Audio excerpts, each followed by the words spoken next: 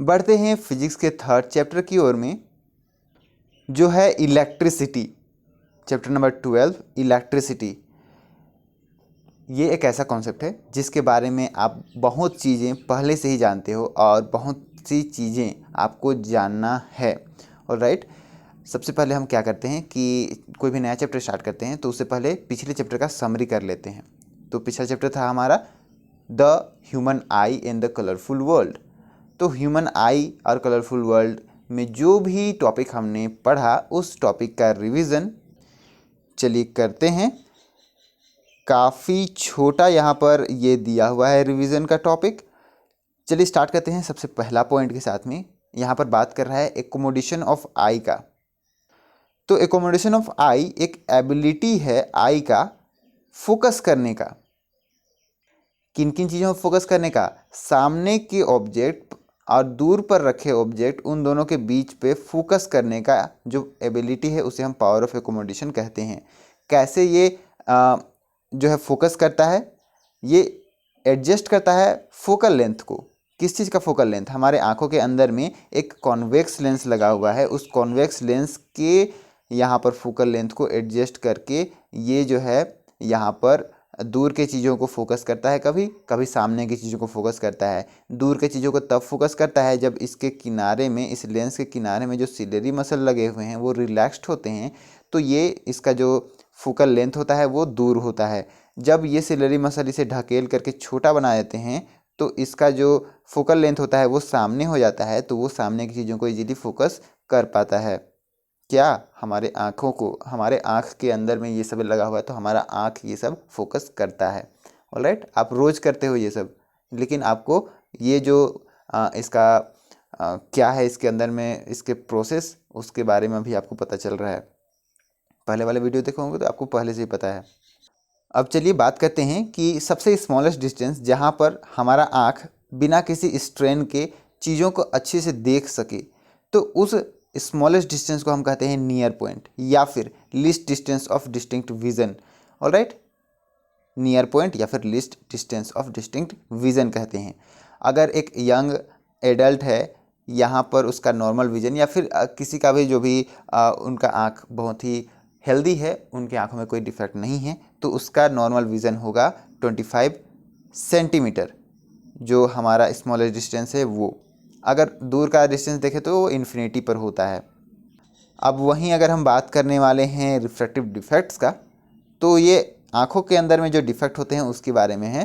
तो हम रिफ्रैक्शन से होने वाले डिफेक्ट को रिफ्रैक्टिव डिफेक्ट कहते हैं। आंखों के अंदर तो बहुत सारे डिफेक्ट हो सकते हैं, बट रिफ्रैक्शन के वजह से जो डिफेक्ट हैं उसे रिफ्रैक्टिव डिफेक्ट कहते हैं। जहाँ पर रिफ्रैक्ट करके किसी और जगह पर इमेज अगर फॉर्म कर रहा है तो उस डिफेक्ट को हम डिफरेंट कैटेगराइज्ड करते हैं। जैसे सबसे पहला कैटेगरी है मायोपिया, सेकेंड है हाइपरमेट्रोपिया और थर्ड है प्रेसबायोपिया। यहाँ पर अगर हम बात करें मायोपिया का, तो ये शॉर्ट साइटेडनेस भी कहलाता है। शॉर्ट साइटेडनेस कहने का मतलब कि सामने का चीज़ बस दिखता है अच्छे से और दूर का चीज़ फोकस नहीं कर पाता है आँख।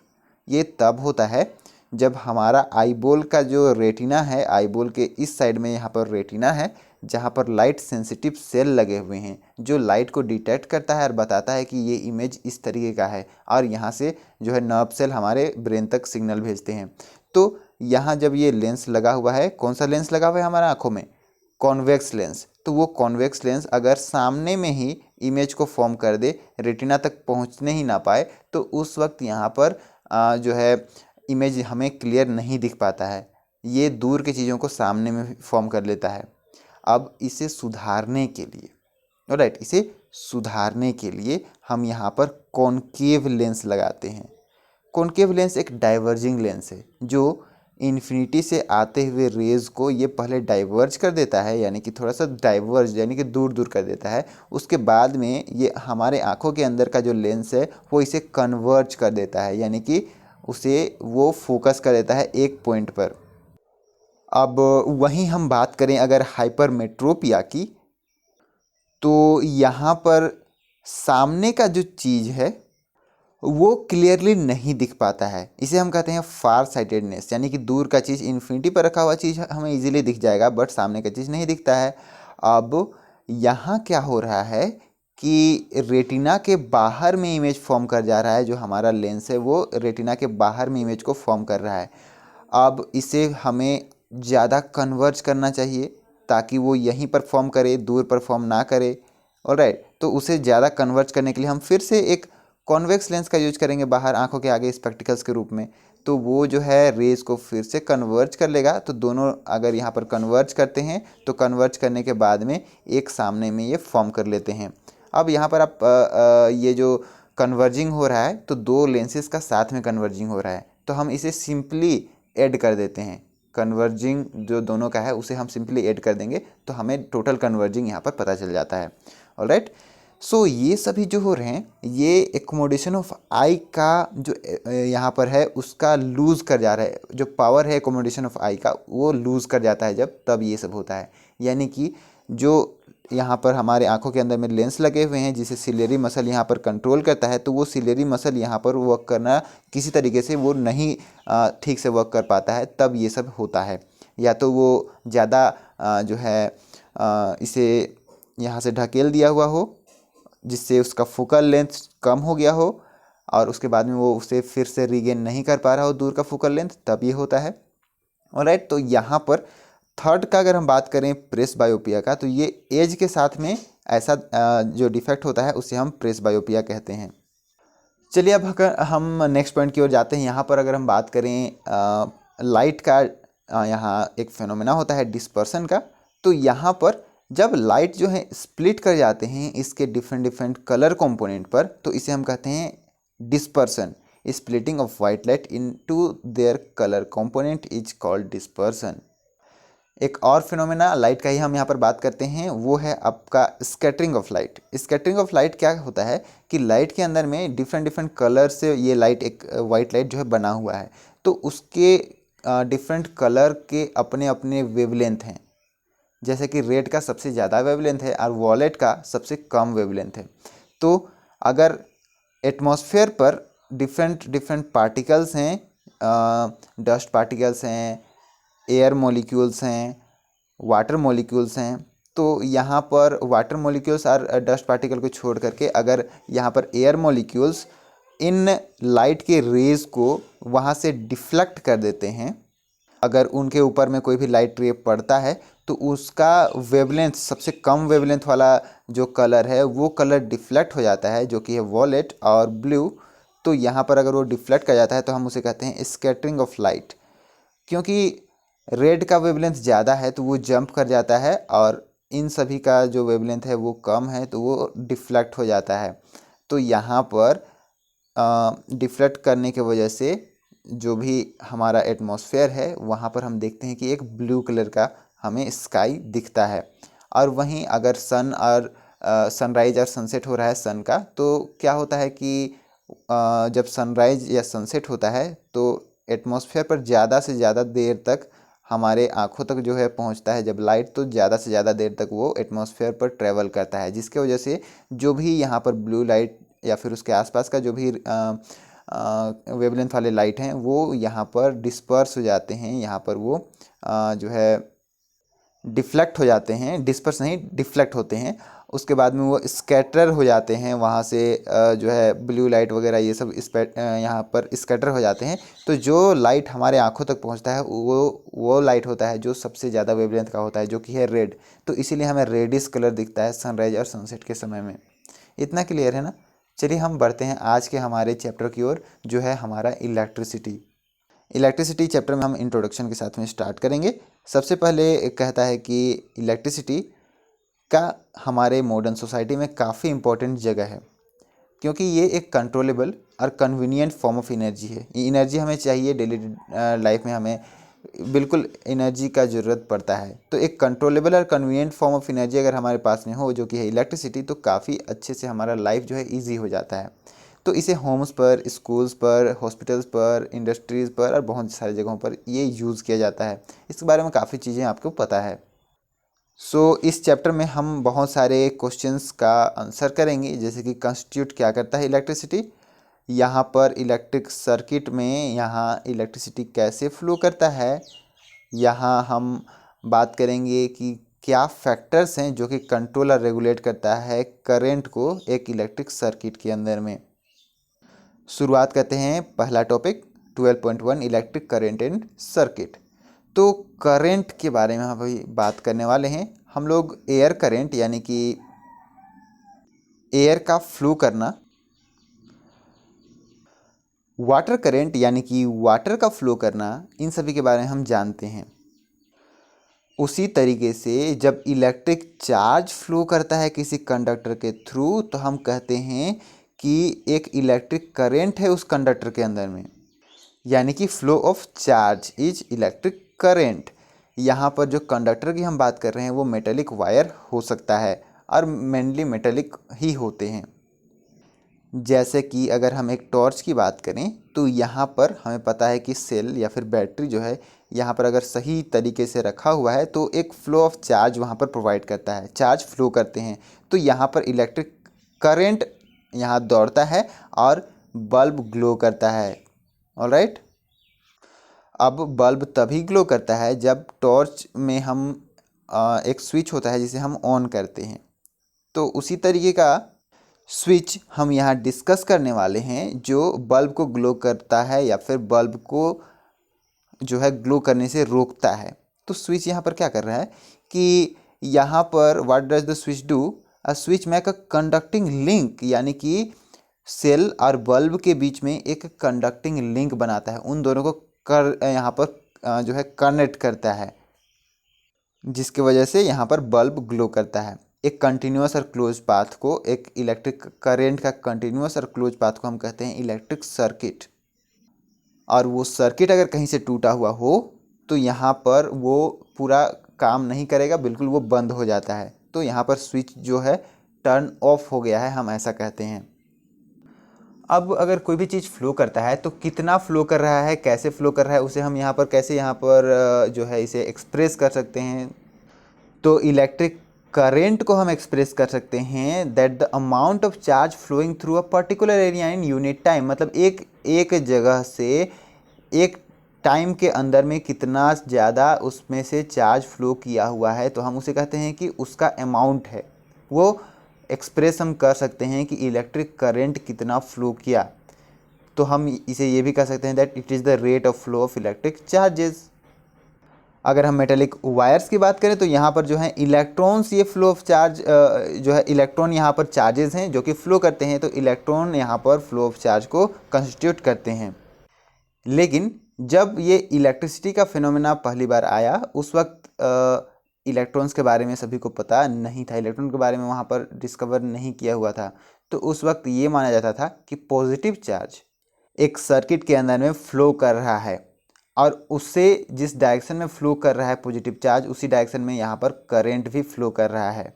ऑलराइट, और क्योंकि इलेक्ट्रॉन जो होते हैं वो नेगेटिवली चार्ज होते हैं, तो अगर हम पॉजिटिव चार्ज इस साइड में फ्लो कर रहा है तो करंट का डायरेक्शन यही बता रहे हैं। इसका मतलब ये है कि नेगेटिव चार्ज अगर उल्टा साइड में फ्लो कर रहा है तब भी करंट का डायरेक्शन इस साइड में होगा, क्योंकि नेगेटिव चार्ज जो है उल्टा साइड में फ्लो कर रहा है। अगर नेगेटिव साइड चार्ज इस साइड में फ्लो करता है तो हम कहते हैं कि करंट इस साइड में है, यानी कि उल्टा साइड में फ्लो कर रहा है। चलिए यहाँ पर अगर कोई नेट चार्ज क्यू फ्लो कर रहा है किसी क्रॉस सेक्शन ऑफ एक कंडक्टर से, कहने का मतलब हम amount of flow of charge यहाँ निकाल रहे हैं एट अ यूनिट टाइम, तो हम उसे करंट आई से यहाँ पर डिनोट करते हैं। यानी कि क्यू चार्ज अगर किसी एरिया से फ्लो कर रहा है टाइम टी पर तो उसे हम करंट से इस तरीके का एक्सप्रेस कर सकते हैं, current is equal to flow of charge per unit time through a cross section area. अब अगर हम एसआई यूनिट इलेक्ट्रिक चार्ज का बात करें तो वो है कूलम। इलेक्ट्रिक चार्ज का ऐसा यूनिट कूलम है, जो कि यहाँ पर हम कह सकते हैं कि चार्ज कंटेन किया हुआ हो। एक कूलम का अगर हम बात करें तो 6 × 10⁻18 इलेक्ट्रॉन का 6 × 10⁻18 इलेक्ट्रॉन का चार्ज अगर कंटेन किया हुआ हो तो हम उसे कहते हैं एक कूलम ऑफ चार्ज। अब एक इलेक्ट्रॉन का चार्ज होता है -1.6 × 10⁻−19 कूलम। ये है एक इलेक्ट्रॉन का चार्ज। तो उसे अगर हम मल्टीप्लाई कर दें 6 × 10⁻18 इलेक्ट्रॉन्स का नंबर से, तो हमें टोटल एक कूलम के अंदर में जितना चार्ज है वो हमें यहाँ पता चल जाएगा।